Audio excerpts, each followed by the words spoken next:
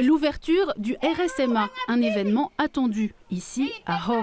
La moitié de l'île a fait le déplacement pour accueillir l'importante délégation. Emmanuel Macron l'avait promis en juillet 2021.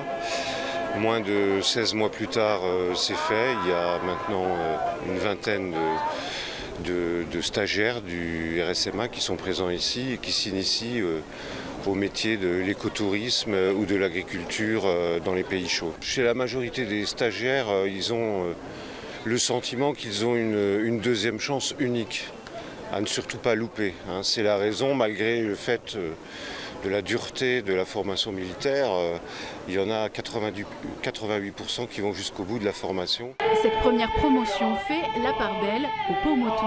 Viens d'où? De l'île de Raraka. Est-ce qu'il y a du travail facile là-bas? Bon, à part le copra, la pêche, j'ai voulu changer un peu. La plupart des jeunes, tout le monde s'en va en métropole, à l'armée ou poursuivre les études parce que ici, pour les jeunes, c'est difficile d'avoir du travail.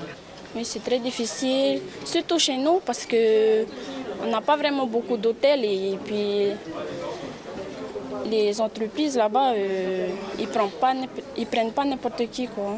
Je suis originaire de Raraka, donc ce qui forcément me facilite la tâche auprès des jeunes, donc au niveau du contact, au niveau du quotidien, je sais comment on a grandi, les problèmes d'eau qu'on a dans les Tuamotu. Ouais, à nous de jouer et puis au rendez-vous à la sortie pour la trouée du contrat, donc début mai.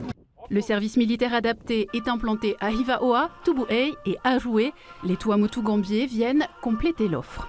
Alors les jeunes qui viennent ici vont avoir une formation qui a pour vocation à les rendre autonomes. Autonomes dans différents domaines, pour la production de repas. Donc ça, c'est les agents polyvalents de restauration qui vont apprendre à cuisiner et à servir. Et puis une fois qu'ils auront terminé cette formation, ils passeront sur une formation sur l'agriculture dans les régions chaudes. Donc vous voyez, ils produisent et ensuite ils transforment pour pouvoir ultérieurement les vendre. C'est l'ancienne école maternelle qui accueille les locaux provisoires, des dortoirs neufs et une salle de cours ont été aménagés. Le plus compliqué à mettre en place, les points d'eau. C'est d'abord une question de survie pour tous les gens qui habitent sur cet atoll.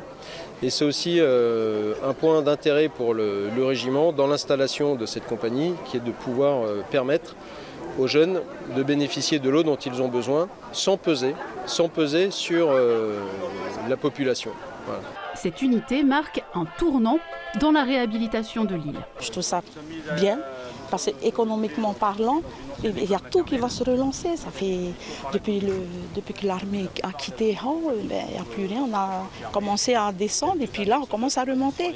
Comme je le disais tout à l'heure dans mon discours, peut-être que demain il y aura d'autres investisseurs qui viendront. Il faudra attendre 2024 pour que les locaux définitifs installés sur la route de l'aéroport soient achevés. À terme, chaque année, ce sont une centaine de volontaires qui bénéficieront d'une formation professionnalisante.